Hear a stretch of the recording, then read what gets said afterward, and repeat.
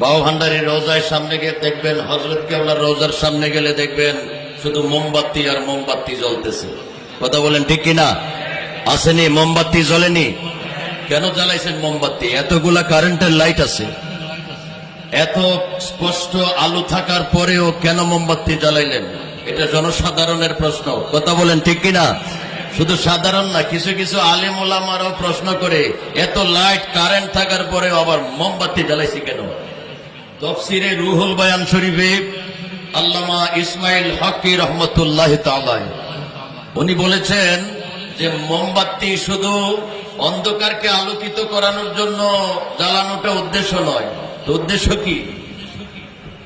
উদ্দেশ্য হলো তাজিমান ওয়া মুহাব্বাতান লি আউলিয়া ইল্লাহি তাআলা, একজন আল্লাহর ওলির সম্মান এবং মহব্বত প্রকাশের জন্য, বোঝানোর জন্য একটা মোমবাতি জ্বালানো হয়। পড়ুন সুবহানাল্লাহ।